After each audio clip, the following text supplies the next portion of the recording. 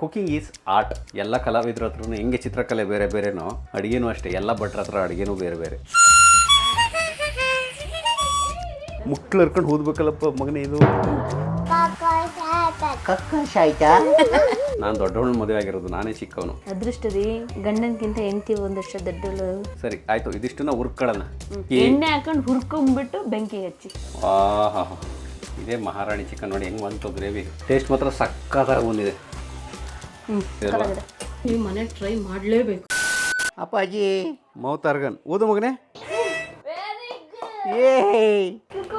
ಏನು ಬೇಡವಾ? ನಾನು ಓದ್ಲಾ?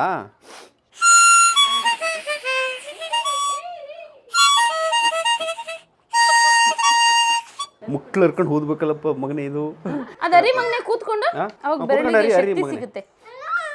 ನೋ ತಗೋ. ಎಸ್ ಇತ್ತಾಗ ಇದು ಚಿಚ್ಚಿ ಚಿಚ್ಚಿ ಮಾಡೋಣ. ಇದೇ ಫಸ್ಟ್ ಟೈಮ್ ಅನ್ಸುತ್ತೆ ನನ್ನ ಮಗ ನಾನು ಅಡುಗೆ ಫಸ್ಟ್ ಟೈಮ್ ಮಾಡ್ತಾ ಇರೋದು. ನಾರ್ಮಲಿ ಬಟರ್ ಚಿಕನ್ ಅದು ಇದು ಮಾಡುವೆ. ಈ ಸರಿ ಮೋಸ್ಟ್ ವೇಟೆಡ್ ನನಗೆ ಇದನ್ನ ಚಿಕನ್ ಮಾಡಬೇಕು ಅಂತ ತುಂಬಾ ದಿನದಿಂದ ಆಸೆ ಇತ್ತು. ಮಹಾರಾಣಿ ಚಿಕನ್. ಮಹಾರಾಜ ಅಂತಾನೂ ಇದೆ, ಆದ್ರೆ ಮಹಾರಾಣಿ ಚಿಕನ್ ಸಿಕ್ಕಾಪಟ್ಟೆ ಕ್ರೀಮಿಯಾಗಿ ಸಖತ್ತಾಗಿ ಬರುತ್ತೆ. ಮಹಾರಾಣಿ ಅದು ಬೇರೆ ತರ. ಅದು ರೆಸಿಪಿ ಅದು ನೋಡ್ಬೇಕದನ್ನ ಒಂದ್ಸರಿ ರಿಸರ್ಚ್ ಮಾಡಬೇಕು. ಇವತ್ತು ಮಹಾರಾಣಿ ಚಿಕನ್ ನಮ್ಮ ಮನೆಯವ್ರಿಗೆ ನನ್ನ ಕೈಯಾರ ಎಲ್ಲರಿಗೂ ನಾನು ಮಹಾರಾಣಿ ಚಿಕನ್ ಮಾಡಾಕಣ ಅಂತ ಇದೀನಿ. ನಮ್ಮನೆ ಮಹಾರಾಣಿಗೆ ಮಹಾರಾಣಿ ಚಿಕನ್ ಅಂತ. ನಮ್ಮನೆ ಮಹಾರಾಣಿರಿಗೆ ಮಹಾರಾಣಿ ಚಿಕನ್. ಸರಿ ಆಯ್ತು. ಈಗ ಚಿಕನ್ಗೆ ಫಸ್ಟ್ ಪ್ರೋಸೆಸ್ 1 kg ಚಿಕನ್ ತಗೊಂಡ್ಬಂದಿದ್ದೀವಿ. ಚಿಕನ್ ಮ್ಯಾರಿನೇಟ್ ಮಾಡೋ ಅಂತ ಸಮಯ. ಈ ಮ್ಯಾರಿನೇಟ್ ಪ್ರೋಸೆಸ್ ವೆರಿ ಇಂಪಾರ್ಟೆಂಟ್. ಇದು ಯಾವಾಗಲೂ ನನ್ನ ಅಡುಗೆ ಸ್ಟಾರ್ಟ್ ಆಗೋದು ನಿಂಬೆಹಣ್ಣಿಂದ. ಯಾಕೆಂದರೆ ಚಿಕನ್ ಈ ಹಂತದಲ್ಲಿ ನಾವು ನಿಂಬೆಹಣ್ಣು ಕಟ್ ಮಾಡಿ ಹಾಕಿದ್ರೆ ಚೆನ್ನಾಗಿ ಹೀರ್ಕೊಳ್ಳುತ್ತೆ. ಆ ಸ್ವಾದ ಇಡೀ ಮೀಟ್ ಒಳಗೆ ಸ್ಪ್ರೆಡ್ ಆಗಬೇಕು ಅಂದರೆ ಫಸ್ಟು ನಾನು ಸ್ಟಾರ್ಟ್ ಮಾಡೋದೇ ನಿಂಬೆಹಣ್ಣಿಂದ. ಇಂಡಿ ಇದು ಕುಕ್ಕಿಂಗ್ ಈಸ್ ಅ ಆರ್ಟ್. ಇದು ಕಲೆ. ಕುಕ್ಕರ್ ಮಾಡೋದು ಒಂದು ಕಲೆ. ಇದು ಈ ಬಣ್ಣಗಳಿಗೆ ಇದಕ್ಕೆ ಕ್ಯಾನ್ವಾಸ್ಗೆ ಹೆಂಗೆ ಚಿತ್ರ ಬಣ್ಣನ ತಗೊಂಡು ಹಚ್ಚಿ ಸುಂದರವಾದ ಚಿತ್ರಕಲೆ ಆಗುತ್ತೋ ಹಂಗೆ ಅಡುಗೆ ಅನ್ನೋದು ಒಂದು ಚಿತ್ರಕಲೆ. ನಾವು ಎಷ್ಟು ಪ್ರಮಾಣದಲ್ಲಿ ನಾವು ಯಾವ್ಯಾವ ಐಟಮ್ ಹಾಕ್ತೀವೋ ಅದ್ರ ಮೇಲೆ ರುಚಿ ಬರುತ್ತೆ ಇದಕ್ಕೆ. ಹಾಗಾಗಿ ಕುಕಿಂಗ್ ಈಸ್ ಆರ್ಟ್. ಎಲ್ಲ ಕಲಾವಿದ್ರ ಹತ್ರ ಹೆಂಗೆ ಚಿತ್ರಕಲೆ ಬೇರೆ ಬೇರೆನೋ ಅಡುಗೆನೂ ಅಷ್ಟೇ. ಎಲ್ಲ ಭಟ್ರ ಹತ್ರ ಅಡುಗೆನೂ ಬೇರೆ ಬೇರೆ. ಅರ್ಧ ನಿಂಬೆಹಣ್ಣು ಹಾಕಿಟ್ಟಿದ್ದೀನಿ. ಈಗ ಅದಕ್ಕೆ 1 ಚಮಚ ಪೆಪ್ಪರ್ ಪೌಡ್ರು. ಇದಾದಮೇಲೆ ಸ್ವಲ್ಪ ಶುಂಠಿ ಬೆಳ್ಳುಳ್ಳಿ ಪೇಸ್ಟು.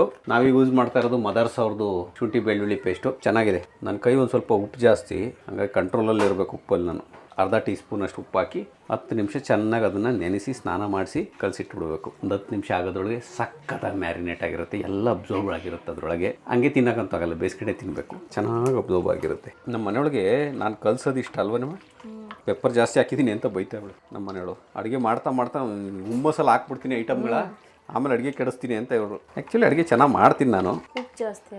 ಉಪ್ಪು ಜಾಸ್ತಿ ಹಾಕ್ತೀನಿ. ಒತ್ತಿರುತ್ತೆ. ಇದೆರಡರಲ್ಲಿ ಒಂದು ಆಗಿರುತ್ತೆ. ಜಾಸ್ತಿ ಒತ್ತಿಸ್ಬಿಡ್ತೀನಿ ಒಂದೊಂದ್ಸರಿ.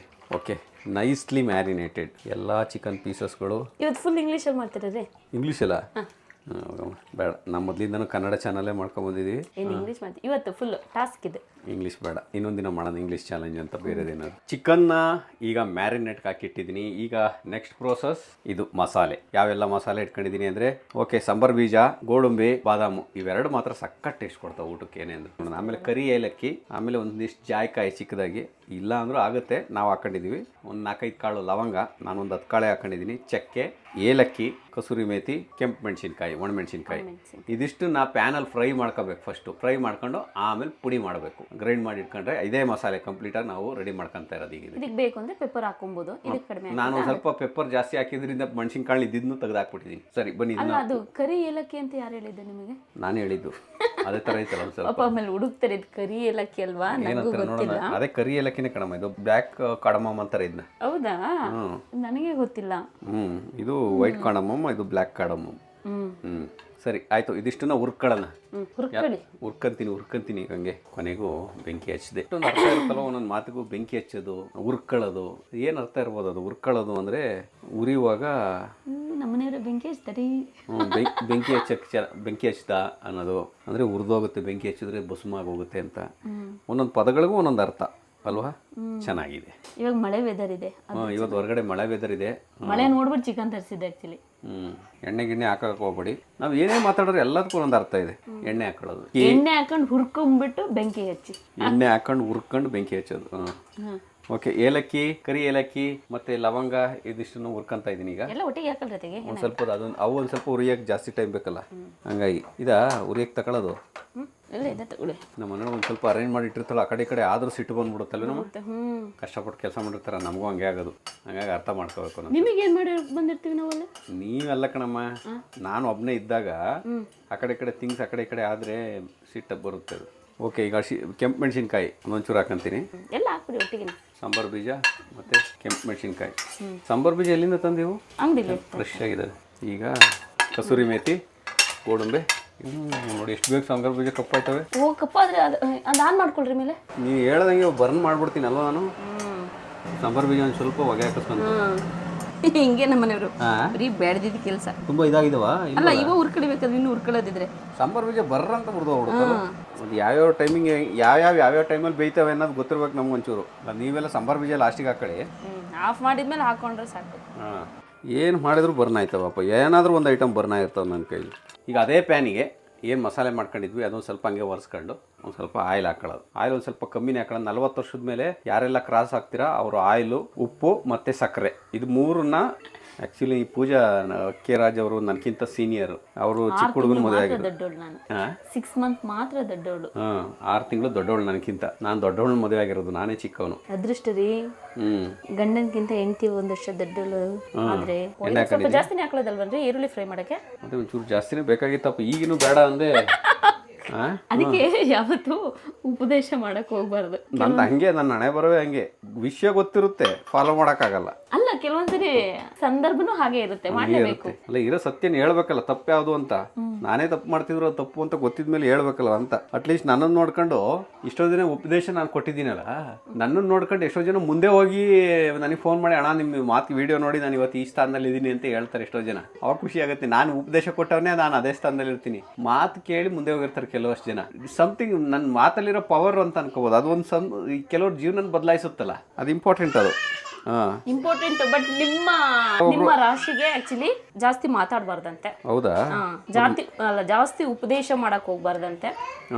ಏನಾಯ್ತು ಅಪ್ಪಾಜಿ, ನನ್ನ ಮಗ ಅವನು ಕಿತಾಪತಿ ಇದ್ದಾನೆ, ನನ್ನ ಮಗಳು ಒಂದು ಸ್ವಲ್ಪ ಅವನು ಕಿತಾಪತಿ ಮಾಡುತ್ತೆ. ಆನಿಯನ್ನು ಮಾತ್ರ ಫ್ರೈ ಮಾಡಿದ್ರೆ ಅದೊಂಥರ ರುಚಿನೇ ಬೇರೆ. ಇದು ಆಯಿಲಲ್ಲಿ ಮಾಡಿದ್ರೆ ಗೋಲ್ಡನ್ ಬ್ರೌನ್ ಆಗಿದೆ. ಈಗ ಮ್ಯಾರಿನೇಟ್ ಮಾಡಿರೋ ಚಿಕನ್ ಏನಿದೆ, ಚಿಕನ್ನ ಸ್ವಲ್ಪ ಹೀಟ್ನ ಜಾಸ್ತಿ ಮಾಡ್ಕೊತೀನಿ. ಅದಕ್ಕೆ ಚಿಕನ್ನ ಹಾಕ್ಬಿಡೋಣ. ಓಹೋ, ಹಾಂ ಅಪ್ಪಾಜಿ ಏನಾಯ್ತು? ಕಕ್ಕಾಶ್ ಆಯ್ತಾ?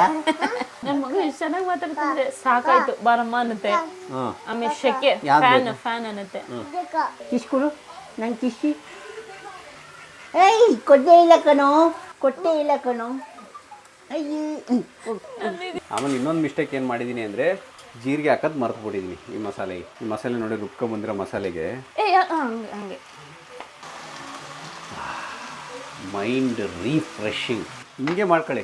ನಿಮ್ಮ ಹತ್ರ ಗರಂ ಮಸಾಲೆ ಇದ್ರೂ ಪರವಾಗಿಲ್ಲ, ಏನಿದ್ರು ಪರವಾಗಿಲ್ಲ, ಹಿಂಗೆ ಮಾಡ್ಕೊಳ್ಳಿ. ಇದೇ ಚೆನ್ನಾಗಿದೆ ಅನಿಸ್ತೈತೆ.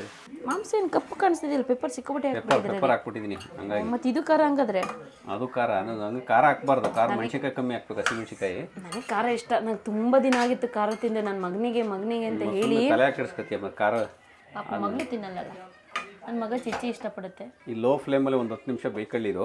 ಅಷ್ಟರೊಳಗೆ ಒಂದಿಷ್ಟು ಹಸಿಮೆಣಸಿನ್ಕಾಯಿ ಮತ್ತು ಕೊತ್ತಂಬರಿ ಸೊಪ್ಪು ಫೈನಲ್ ಗಾರ್ನಿಷ್ಗೆ ರೆಡಿ ಮಾಡ್ಕೊಂಡು.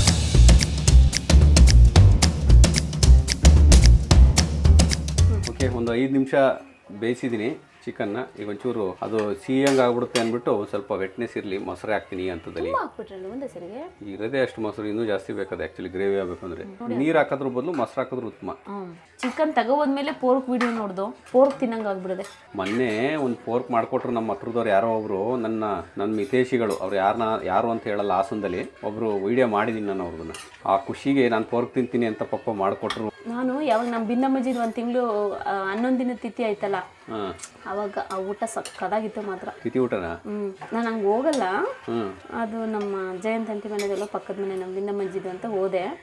ಅದೇನು ಚೆನ್ನಾಗಿತ್ತು ಅಂತೀರ ಊಟ. ನಾನ್ ವೆಜ್ಜಾ? ನಮ್ಮ ಪ್ರಜ್ಜಿಗೆ ಹೇಳೋದು ಮರ್ತ್ಬಿಟ್ಟೆ.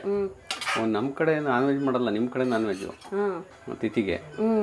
ಓಕೆ, ಈಗ 10 ನಿಮಿಷ ಆಗಿದೆ. ಚೆನ್ನಾಗಿ ಚಿಕನ್ ಅಂತೂ ಬೆಂದಿದೆ. ಈ ಹಂತದಲ್ಲಿ ಮೊಸರು, ಚಿಕನ್ ನೀರು ಅಷ್ಟೇ ಬಿಟ್ರೆ ನಾವು ಇನ್ಯಾವ ನೀರು ಹಾಕಿಲ್ಲ ಇದಕ್ಕೆ. ಈಗ ಮಸಾಲೆ ಏನು ಮಸಾಲೆ ಮಾಡ್ಕೊಂಡಿದ್ದೀವಿ, ದಮ್ಮಯ್ಯ ಅಂತೀನಿ ಸ್ವಲ್ಪ ಹಾಕಿ. ಸ್ವಲ್ಪ ಜಾಸ್ತಿ ಬಿಡುವ, ಏನಾಗುತ್ತೆ? ಖಾರ ಇದೆ ಒಟ್ನಲ್ಲಿ. ನಂಗೆ ಏನೋ ಒಂದು ಪೀಸ್ ತಿನ್ನಂಗೆ ಆಗ್ತದೆ ಆ್ಯಕ್ಚುಲಿ.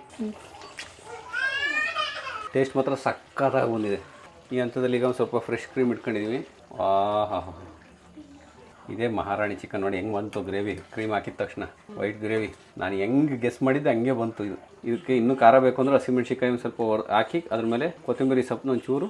ಘಮ ಘಮ ಮಾತ್ರ ಸಖತ್ತಾಗಿದೆ. ಹೋಟ್ಲಲ್ಲಿ ಬರುತ್ತಲ್ಲ ಆ ಥರ ಇದೆ. ಬ್ಲ್ಯಾಕ್ ಪೆಪ್ಪರ್ ಜಾಸ್ತಿ ಪೌಡ್ರ್ ಹಾಕಿದ್ನಲ್ಲ ಹಂಗಾಗಿ ಒಂಚೂರು ಕಪ್ಪಾಗಿದೆ ಅಷ್ಟೇ. ಸಖತ್ತಾಗಿ ಬಂದಿದೆ ಅಲ್ವಾ? ಇಲ್ಲಿಂದ ನಾನು ಹೆಂಡ್ತಿ ನೋಡ್ಕೊಂತಾಳೆ, ಏನಿಲ್ಲ ಕೊನೆಗೆ ಮೆಣಸಿಕಾಯಿ ಹಾಕೋದು ಮತ್ತೆ ಸಾಂಬಾರ್ ಸೊಪ್ಪು ಹಾಕೋದು ಅಷ್ಟೇ. ತುಂಬಾನೇ ಚೆನ್ನಾಗಿದೆ. ಒಮ್ಮೆ ಟ್ರೈ ಮಾಡಿ ಆಯ್ತಾ? ಯಾಕಂದ್ರೆ ನೋಡಕ್ಕೆ ಅಷ್ಟು ಚೆನ್ನಾಗಿಲ್ದಲೇ ಇರ್ಬೋದು, ಬಟ್ ಮಾತ್ರ ಟೇಸ್ಟ್ ಮಾತ್ರ ಸಖತ್ತಾಗಿದೆ. ತುಂಬಾ ಸಿಂಪಲ್. ನೋಡೋಕೆ ಚೆನ್ನಾಗಿದೆ ಕಣಮ್ಮ, ಯಾರಮ್ಮ ಚೆನ್ನಾಗಿಲ್ಲ ಅಂದಿದ್ದು. ಕೊನೆಯಲ್ಲಿ ಹಸಿರು ಮೆಣಸಿನ್ಕಾಯಿ ನಂಗಿಷ್ಟ, ಬಾಯಿಗೆ ಹಂಗೆ ತಿನ್ನಕ್ಕೆ. ಓಕೆನಾ? ಸಾಂಬಾರ್ ಸೊಪ್ಪು ಬನ್ನಿ ಬನ್ನಿ ನೋಡುವ. ಬೇಕು ಅಂದರೆ ಖಾರ ಇನ್ನೂ ಹಾಕೊಬೋದು, ನೀರು ಬೇಕು ಅಂದರೆ ಇನ್ನೂ ಹಾಕೋಬೋದು. ಇದು 1-2 ಗಂಟೆ ನಂತರ ಅಷ್ಟೊಳಗೆ ಚಿಕನ್ ಎಲ್ಲ ಚೆನ್ನಾಗಿ ಬೆಂದು ಆಫ್ ಮಾಡುಂಟು. ಈಗ ಊಟ ಮಾಡೋ ಅಂಥ ಟೈಮು. ಯಾವ ಥರ ಬಂದಿದೆ ಅಂತ ಹೇಳಿ ನೋಡೋಣ ಬನ್ನಿ. ನನ್ನ ಮಕ್ಕಳು ಎಲ್ಲ ಊಟ ಮಾಡಾಯಿತು. ನಮ್ಮ ಮನೆಯವ್ರು ಫೋನಲ್ಲಿ ಬ್ಯುಸಿ ಇದ್ರು. ಅಷ್ಟೊಳಗೆ ಇಷ್ಟ ಆಗಿದೆ ಗ್ರೇವಿ ಎಲ್ಲ ಹೋಗಿ. ಇದ್ರ ಮೇಲೆ ಒಂಚೂರು ಸಾಂಬಾರ್ ಸೊಪ್ಪು ಇಡೋಣ ಚೆನ್ನಾಗಿ ಕಾಣಿಸ್ಲಿ ಅಂತ ಹೇಳ್ಬಿಟ್ಟು. ಹಾಗೆ ಒಂದು ಈರುಳ್ಳಿ, ಹಾಗೆ ಸ್ವಲ್ಪ ನಿಂಬೆಹಣ್ಣು ಹಾಕ್ಕೊಂಡು ತಿಂದ್ರೆ ಅಂದರೆ ಎಷ್ಟು ಚೆನ್ನಾಗಿರುತ್ತೆ ಗೊತ್ತಾ? ಒಳ್ಳೆ ಘಮ ಘಮ ಅಂತಿದೆ. ನನ್ನ ಮಗಳು ಗ್ರೇವಿ ಎಲ್ಲ ಮಿಕ್ಸ್ ಆಗಿದೆ, ಬರೀ ಪೀಸ್ ಒಂದು ಉಳಿದಿದೆ. ನಮ್ಮನೆಯವ್ರಿಗೆ ಏನೋ ಎಮರ್ಜೆನ್ಸಿ ಕೆಲಸ ಐತೆ ಅಂತ ಹೊರಗಡೆ ಹೋಗಿ ಬಂದಿದೆ. 1.5 ಗಂಟೆ ಆಯಿತು. ಒಟ್ಟಿಗೆ ಮಾಡಿದೀವಲ್ಲ, ಒಟ್ಟಿಗೆ ತಿನ್ನೋಣ ಅಂತ ಕಾದು ಸಾಕಾಗೋಯ್ತು. ಇನ್ನು ಅರ್ಧ ಗಂಟೆ ಆಗಿದ್ರೆ ಜಗಳ ಮಾಡ್ಬಿಡ್ಬೇಕು ನಾನು. ತುಂಬಾ ಖಾರ ಇದೆ ಒಂದ್ಸಲ. ಮಹಾರಾಣಿ ಚಿಕನ್ ಖಾರ ಏನಿಲ್ಲ, ನಮಗೆ ಕರೆಕ್ಟ್ ಆಗಿದೆ. ನಾವು ಮಗನಿಗೆ ಅಂತ ಕಡಿಮೆ ಹಾಕಿ ಇವತ್ತು ಖಾರ ಅನಿಸ್ತಿದೆ. ಕಲರ್ ಚೆನ್ನಾಗಿಲ್ದೇ ಇರ್ಬೋದು, ಟೇಸ್ಟ್ ಮಾತ್ರ ಸಖತ್ತಾಗಿದೆ. ನೀವು ಮನೆ ಟ್ರೈ ಮಾಡಲೇಬೇಕು. ತುಂಬಾ ಸಿಂಪಲ್ ಮಾಡೋದು. ಸಖತ್ತಾಗಿದೆಲ್ಲ.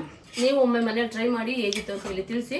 ಮಾಡಲೇಬೇಕು, ತುಂಬಾ ಚೆನ್ನಾಗಿದೆ. ಓಕೆ, ಸದ್ಯಕ್ಕೆ ಇವತ್ತಿಗೆ ಈ ವಿಡಿಯೋ ನೀವು ಮುಗಿಸ್ತಿದೀವಿ. ನಾಳೆ ಮತ್ತೆ ಇನ್ನೊಂದು ವಿಡಿಯೋ ಸಿಗ್ತೀವಿ. ಅಲ್ಲಿವರೆಗೂ ಎಲ್ರಿಗೂ ಧನ್ಯವಾದಗಳು.